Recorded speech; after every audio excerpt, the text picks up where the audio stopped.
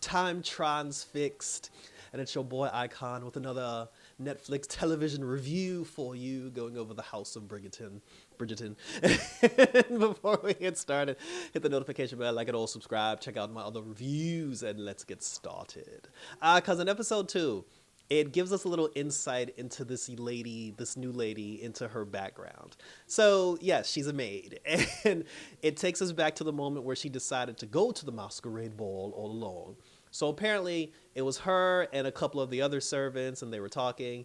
And then the queen, or well, the lady of the house, she was looking for something. Basically, like her daughter, like her youngest, the mom and the youngest daughter, they're complete biatches, and they treat her like shit. The youngest daughter misplaced her mask, so they ordered our servant girl to make her a new mask. And while she was making her a new mask, the daughter found the old mask, and then they blamed her for they blamed the servant for why the daughter lost it to begin with. And I was like, that's some bullshit. So, but then after that, that's when the mom and the two daughters, the oldest daughter, she's actually friends with the servant girl, so they're actually pretty cool. So, but the entire family, like the two sisters and the mom, they go to the masquerade ball. The servant, she goes downstairs, and then she's just like, oh, they're insufferable. She's like, I can't stand them all. And then she's just like, just once I wish I could go to one of the balls and know how it feels to be considered royalty or considered a part of the elite. And then the other servants, they're just like, well, why don't you? Because they're like, hey, we got some clothes in the attic. We got old dresses. We got shoes and everything. And because it's a masquerade ball, you can go to the party and you can, have a good time and everything, and you can be back, and then none shall be the wiser. But then, and then she said to one of the servants, she was like, do you think I can pull it off? And then she was like, of course. And then this is where it got weird, because she said to her, she goes, you can go to the ball, you deserve to go to the ball. And she said, it's just as much your birthright as the other two sisters. And I was just like, wait, so maybe we are in Cinderella territory. So to say like it's your birthright, I'm like, okay, obviously she's someone's daughter. And then that's when we get to the whole thing. She put on an old dress in the attic. She put on the mask that they ended up making for the youngest daughter, which she didn't need anymore. And then they stole a pair of the mom's shoes, because they were just like, she has thousands of shoes, she'll never notice. And then she took her shoes, and then she went to the ball. So then it takes us on we get a rewind. We get, we go back to the past where she was a little girl, and then we saw her father. We met her father. And then this was the day where the lady, the current lady of the house, like the evil stepmom, she was coming to live with them for the first time. So basically, here's the story. The father, he slept with one of his maids and knocked up one of his maids. The maid had the baby, which is our servant girl, which is the main focus of the story. He had her. So then when he had her, he took her in as his ward. And her mom became a mistress. Eventually, I guess her mom passed away. He ended up marrying this new woman who already had two daughters, brought them in, and they were all one big happy family. When he passed away and everything went to, his wife, the mom, she told the daughter, she said that you're the daughter of a mistress. And she was like, oh, but I'm the daughter of a nobleman. And she was like, no. She said, you're nothing. You come from nothing. And then she said, basically, she's like, nobody will ever find out that you're the daughter of royalty. So she told her, she was like, I'm not going to throw you out on the street. She's like, instead, I'm going to continue to provide you with a roof over your head and put clothes on your back. And she said, you're going to be my maid, just like your mother was a maid. And then she's like, you'll know your place. So that's how she got stuck being a maid. But she's actually the daughter of the lord of the house who passed away. So, but now her evil stepmother, I guess, is basically like trying to keep her down. So we are in Cinderella territory, which is wild. It's actually a pretty good story. So now Mr. Benedict Bridgerton, he's running around town trying to find her, because he met her at the ball. He can't get her out of his mind, and he's trying to find her. He's going to different parties. He's going to social gatherings, all these conversations. He's doing all this shit. And then eventually his mom found out through Lady Whistledown that he had the glove of the girl that he met. Lady Bridgerton, she looked at the glove, and then she was like, oh, this is the symbol, because there was a symbol on the glove, inside the glove. She was like, this is the symbol of the Asian household, because she said that the grandmother of the estate, she always had the family emblem sewn into all of her gloves. So then Benedict was like, oh, but Benedict at one point, he already had a conversation with the youngest daughter, and he was like, I already spoke to the daughter of the family. It's not her. She was like, yeah, but there are probably other girls who live there. So he went there and he had a conversation with the oldest daughter. So he was talking to the oldest daughter, and then he was just like, when you went to the party, he said, what did you wear? What was your costume? What was your dress? And then, she told him everything, but he was like, oh, you're not the girl that I'm looking for.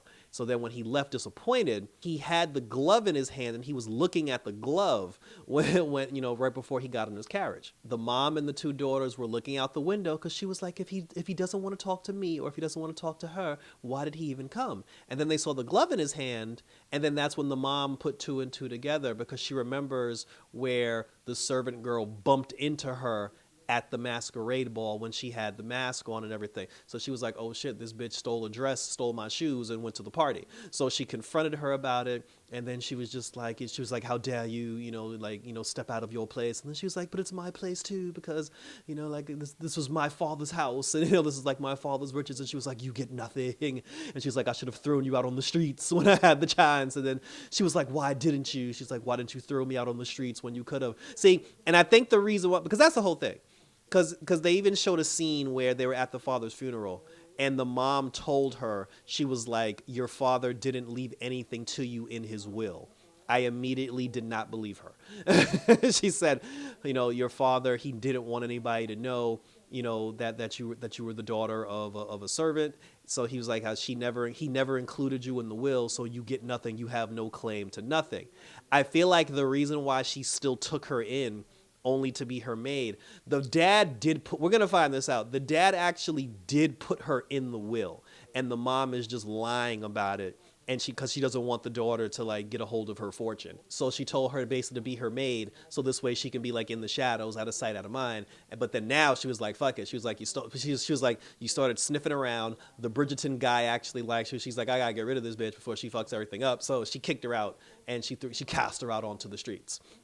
so then after that, so she left, and she got a job at some random, I don't know if it was a strip club or a gentleman's club. She got a job at some random gentleman's club, because the mom even said, she was like, I'll make sure you never get a job as a maid in London again. So she got a job basically bussing tables at a gentleman's club. So at this point, Benedict, he's given up. He gave up the search, because he's like, look, I done been to 10 parties. I done went to 19 houses. He was like, yo, I can't find her. He's like, I quit. He ended up going to the same gentleman's club, and while he was there, he got drunk.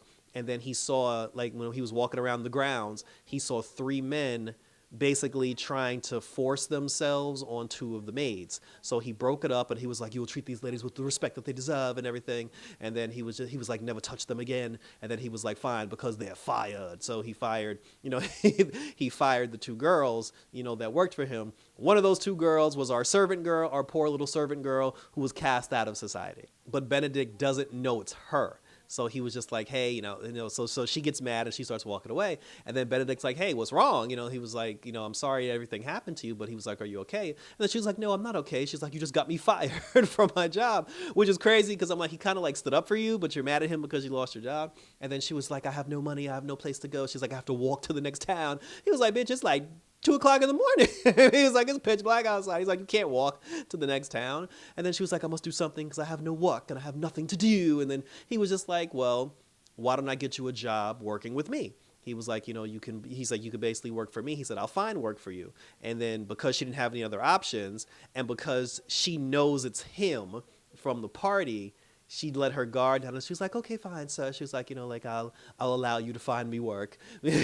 So, but meanwhile, obviously he doesn't know. He kept saying to her, he was like, have we met before? And she was like, no, sir. She was like, no, sir. But she knows, that the 2 of them had a thing at the party. So the only person that doesn't know at this point is him. But he told her that he was going to bring her home to the Bridgerton household to find her a job. And he still has the glove that she left behind, and she has the other glove because she put it in her suitcase before she got kicked out of the house. So now the two of them are going back to the Bridgerton house. They're gonna live together apparently. Meanwhile, she knows this. I don't know why she just doesn't tell him like, "Hey, I'm the girl at the party," so she can get married and get her title and all this other stuff. But like like honestly, I understand this is an 8-episode arc and we have to do things for drama and we have to do things for like for like storytelling. But if we're being really serious, she's dragging this out for no reason. I'm like, bitch, you should have been said something. But that was pretty much it. So now they're on their way back to London in the Bridgerton household. And then meanwhile, Lady Danbridge, I keep calling her Umbridge. I don't know why I keep calling her Umbridge. That's a Harry Potter name. Lady Danbury, she and the queen had words because she asked the queen, she was like, how come you don't want me to leave? And then the queen was like, why do you want to leave me? And then she's like, I don't want to leave you. You're my dearest friend. And then I find out, maybe if I watch Queen Charlotte, I'll learn this information. When the queen is sitting on the throne and she got all them young girls standing behind her, Lady Danbridge used to be one of those girls.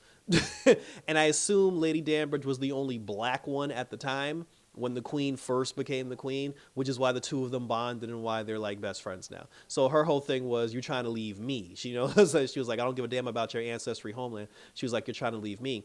And then she said, if you leave me, she's like, what am I going to do when my husband eventually dies? Because the king is going to pass away eventually. Like, this man's been on death row for like 4 seasons now. Every year they keep talking about how the king on his way out the door and he ain't going yet. But her whole thing, the queen's whole thing is, when he eventually passes, and if you leave, she's like, I'm going to be alone. And then Lady Danbury, she hugged her and she was like, you'll never be alone, Mom. She was like, I'm always with you. I'm your friend. And then the two of them hugged. So that was basically it. That was how the episode ended. And thank you for tuning in. So this is interesting. I'm actually interested now because now like the servant girl and, and I'm going to learn her name eventually. Her and Benedict, they're going to go back to the Bridgerton household. So I'm just like, bitch, just tell him. Just tell him who you are. So it's going to be this whole big thing. I'm pretty sure like the evil stepmom is going to find her, and the daughters, she's probably going to slap the daughter at some point for being a bitch. And then, I don't know, it's going to be a wild ride, but I look forward to it. And I look forward to reviewing all of it with all of you. So check out my other reviews. Check out my episode 1 review for Bridgerton. Check out my reviews for episodes 1, 2, and 3 of Bridgerton. By the time you see this video, I should also have some Wonder Man up on my channel. So look out for that as well. And I look forward to bringing you the rest of the season of Bridgerton and Red Eyes Entertainment. So that was it, guys. So thanks for tuning in.